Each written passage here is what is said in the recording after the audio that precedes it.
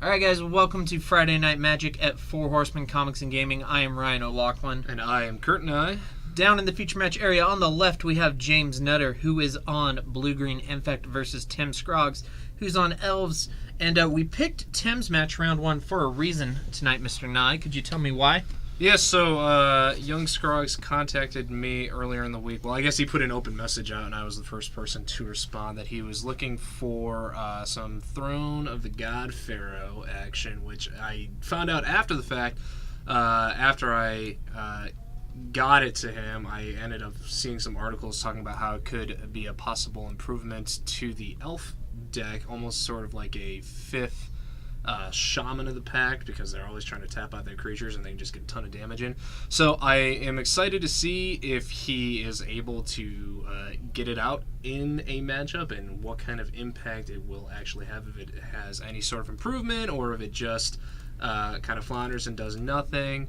To me, it seems like it's sort of just like a win more card, but I don't think there's any reason not to play it. It does. Still, I agree. I think it seems like a win more card because if you have enough creatures out where it's dealing a lot of damage, you're probably winning anyway. Yeah. However, it's F&M. Try it. Yeah. Yeah. I mean, maybe you stumble across something really good. Yeah. And it takes his things like Court of Calling and his Heritage Druids and makes them just have a little bit of an extra punch to them as well. So you're right. All right, guys, I'm just pulling the chats up, so if you have any comments, questions, or concerns, please please include them there. Just a quick catch-up. It looks like Jimmy did turn 1 Noble into turn 2 Blighted Agent. Tim met back with a turn 1 Nettle Sentinel into turn 2 Elvish Visionary. So now we are currently on Jimmy's turn number 3. And he's going to fetch down to 14, it looks like. So I gotta say, this matchup is probably a race. yeah, definitely. At least game 1. And whoever's on the play probably has a pretty good advantage. Yep. And since Jimmy had a turn 2 Blighted Agent, and he has the pump spells, and there's Might of Old Crosa. So he's going to get in for 6 Infect right now. Well, this might be just game right here. All right, so like I said, it's a race. Yep. And sometimes races can be pretty short, like the 10-meter dash. Yeah. But that was or the more, 2-step dash. Yeah, I was going to say maybe that was a 5-meter dash. We're going to update the record. So we have James Nutter taking game 1 here over Tim Scroggs. Hopefully we get to see more than 2 spells from Tim out of game number 2, but being on the play is definitely going to help him a lot. Yeah, I think being on the play is going to be a big one. And Jimmy might not get, a super strong opening hand in one of these games. Might slow him down a little bit. Right. Having turn 3 kill on Infect is usually pretty good. Yeah. I mean, it's I don't want to say it's unusual, but it's not usual.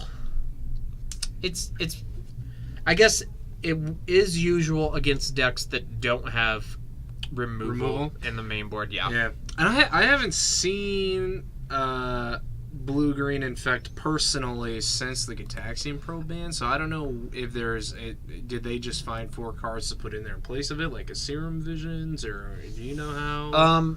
I haven't looked at a lot of lists. I've seen some that are playing more Spell Pierces, more Blossoming Defense, those sorts of things. Yeah, protect your guys there. Yeah. I haven't seen any. Like, I knew there were some players that were talking about playing more creatures to try and be a little more robust, but I haven't seen I haven't seen a lot of people play the deck since the ban, so it's hard to say what's right, what's good. I definitely want to see this new Almond card out of Tim's deck, though. Yeah, I hope we get to see that too. It's always exciting when a new set comes out, and Almond definitely seems like it has some more goodies for Modern than the last set did. Yeah. Kaladesh and Aether Revolts. Well, they had a few big bombs like Fatal Push and things like that. There was a certain card that made a big push into the format. Right, so Fatal Push obviously is the big one there. But other than that one card, you don't really see much coming out of those sets for Modern. It seems like Wizards, and I don't know if this is like an official thing or not, but it definitely seems like with the sets that have been coming out recently, starting with, I guess, maybe Theros block, or maybe Khans, minus the fetch lands, that it seems like they're trying to make Standard kind of purposely not as powerful, maybe to limit the impact that it has on the other formats like Modern and Vintage and Legacy. It's possible. I do feel like Amonkhet is a little bit powered down, but maybe it just seems powered down because the Delve cards and vehicles were so strong. And the Eldrazi from Oath. Like, it's hard to say. Yeah. It could also just... It could be different teams. Like, they have different teams of people working on different blocks and different sets. And they design cards differently, and they have different philosophies. I'm not really sure. Yeah, it's just, I mean, it's been a while, I think, since we've seen a set where there's like just huge cards. Like, I'm thinking like Lorwyn had Cryptic Command, Thoughtseize. The most recent Standard set that probably had the biggest impact on non-standard formats was probably Oath of the Gatewatch. Oath of the Gatewatch. Thought-Knot Seer, Reality Smasher, Eldrazi Mimic, Matter Reshaper. Yeah, that pretty much created an entire deck archetype. It did in fact create... Actually, the Eldrazi deck was a thing after Battle. There was like a black-white processor deck. But obviously that was a fringe deck that kind of, with the injection of Oath, got catapulted to the only deck you can play for 3 months. They earned a banning when Shadows over Innistrad came out. Yeah, you get Jimmy's life total here squared away while they get ready. No, man, Jimmy's got to start at 20. He's got to start. And then what? Scars of Mirrodin how long has it been since Scars of Mirrodin came out? It feels to me like it was a long time. That long ago, but I guess it was. Prior to that, there were lots of, like, Return to Ravnica had a big impact on Eternal formats. Obviously, Innistrad had a big impact on Eternal formats. Theros block did not particularly. Khans obviously did with Treasure Cruise and Dig Through Time, Gurmag. Khans had a few big ones. Alright, so Guiltleaf Palace into Llanowar Elves for Tim Scroggs. Jimmy's going to go ahead and fetch down to 17 and play Noble Hierarch. So, do you like, if you have a Glistener Elf and a Noble Hierarch, which do you play first? It's hard. I'd probably play the Glistener Elf because you can attack for 2 on turn 2 when you play the Hierarch. That's true. If it was against a deck with removal, I would maybe give up the Hierarch to see if I can bait them into using some removal on it to keep the Glistener Elf safe. But otherwise, I think I would play Glistener Elf first. If you play the Noble first, then on turn 2 you could play 2 spells. You could use Grafdigger's Cage. Yeah, that's out of the sideboard for James Nutter. That's a good one for Elves. Going to shut down Court of Calling and Collected Company. Well, see, here's where... but Jimmy misses a land drop. Oh, boy. Here's where Throne of the Godfarer could potentially lessen the impact on that, because I believe he could still cast Court of Calling, fail to find, or just not get to play anything, but he'd still tap down all his creatures and get damage off of them. Yeah, or he could just attack. Yeah, he could. I'm trying to find reasons man. Well, see, now he's got... the Archdruid. Yep. So he gets to pump up his team. So his creatures are going to be bigger than Jimmy's in most cases. So he does get to attack. If he has an Elvish champion in his deck, then he'll have Forest Walk.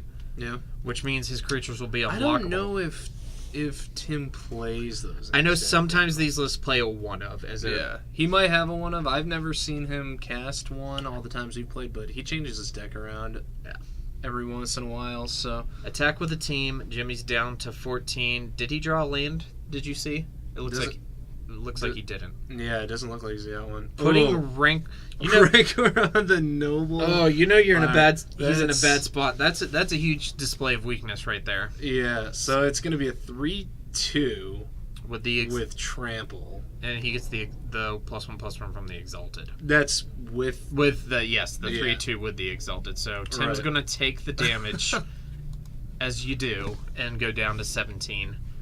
I was just playtesting a blue-white control deck Uh-huh. downstairs that I'm pretty happy with. You were talking about that last week. I was. I'm excited. I did some studying, and I found a cool deck list the other night that has 5-0'd competitive leagues a few times. Right. And is about $300, give or take, cheaper than the most common version of the deck.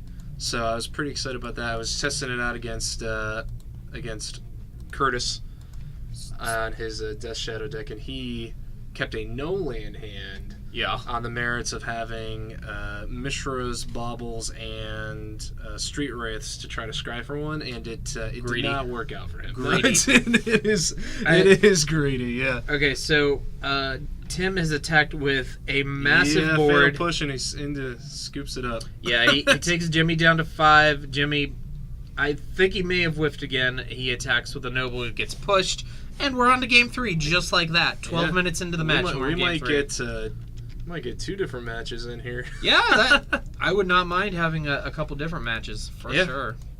Why not? We'll see if Scroggs can fulfill my wish. Doesn't look likely though. Nah.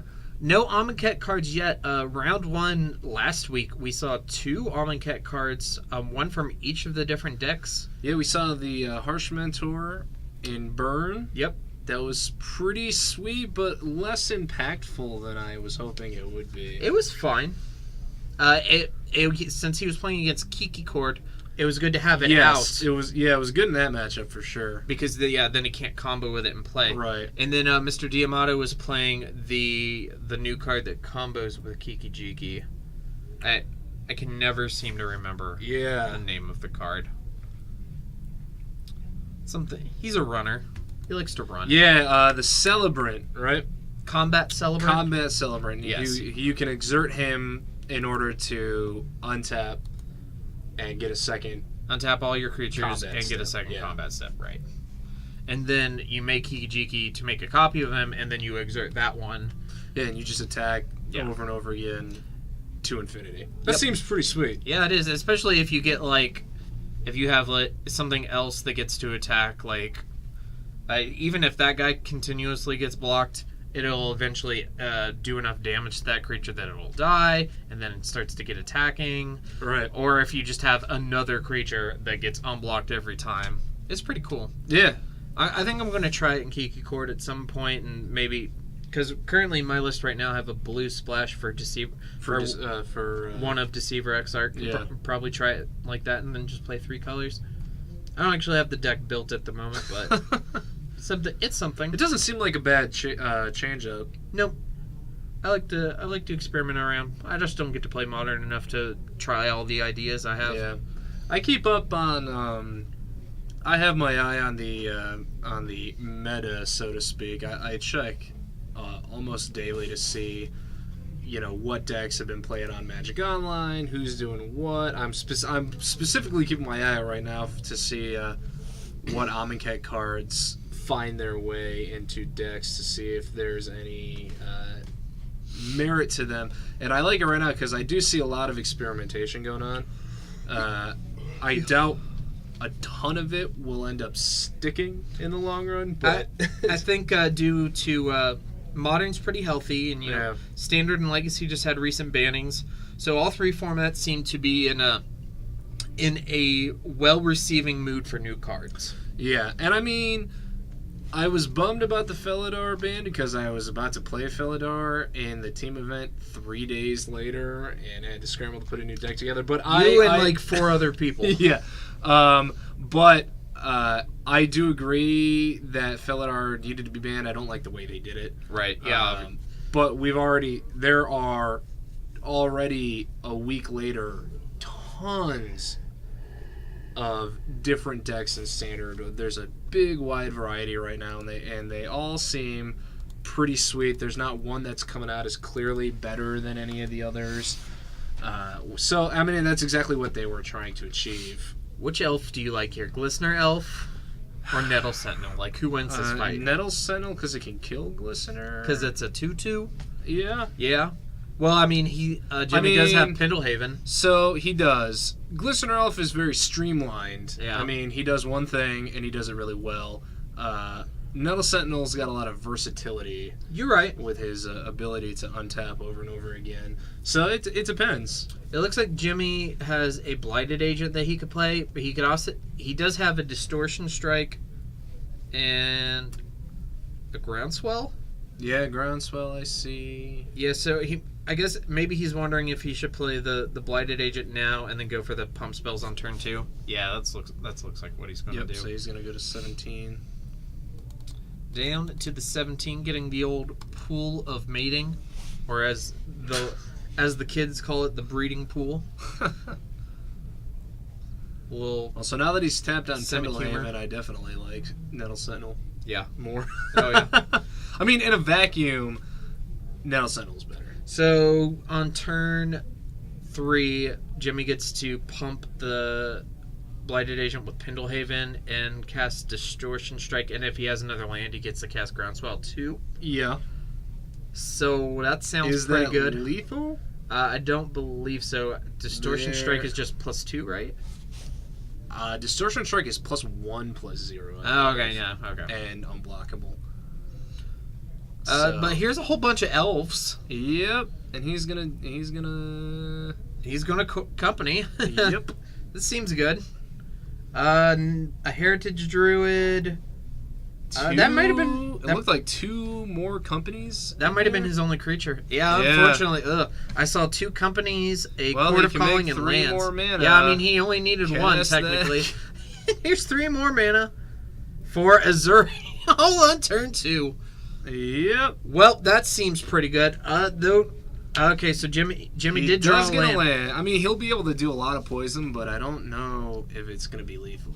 And he'll get +1. He'll get +2 between Pendlehaven and Distortion Strike, and then another 4, so that'll be 7, 8 with the Blighted Agent. Yep. And is he sitting on a Mutagenic Growth? No. I played this deck one time in a Saturday night tournament, and I got to turn to somebody with a Glistener Elf and a bunch of Mutagenic Growths. It was pretty gross. And some other spells, like it's pretty great. He's playing Slivers, and he's like, well, dang. I was like, yeah. Slivers, interesting. Yeah, that's a cool deck. I watched a YouTube video of somebody, I think from Channel Fireball, playing a Legacy Sliver deck a couple nights ago. That looked like fun. That pops up occasionally. Yeah. Usually it's when every creature you play is a lord. It's like Merfolk, but all lords. Pretty gross. Pretty gross. Looks like Jimmy's in the tank. I mean, he can't get lethal in, and I'm pretty sure Scroggs can just untap and wallop him. He can overrun on his next turn. Yeah. And he's got the buff from the Archdruid as well. Yeah. I think Tim's last card is a Horizon Canopy, so we don't have to worry about, like, untap company or anything like that. I think you just have to cast some pump spells and get in there for as much damage as you can. So, there's looks like he Groundswelled the Blighted Agent? Yeah, because he Distortion Strike and Groundswelled the Blighted Agent. Okay. So he alright, so leaving the Glistener back to block. I don't know if that's going to make a difference. Yep, so here's 5. Yeah. Shouldn't that have been more? So one shouldn't have gotten +5/+0 from the Distortion Strike and the Groundswell, unless he Distortion Strike the Elf and then didn't attack with it. No, I don't think that's.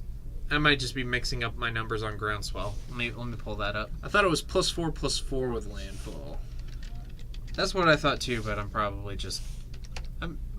There's a good chance I'm. Okay, so it's +2/+2, and with Landfall is +4/+4. Yeah. It looks like I think. I was just looking at the computer because I was looking at Distortion Strike.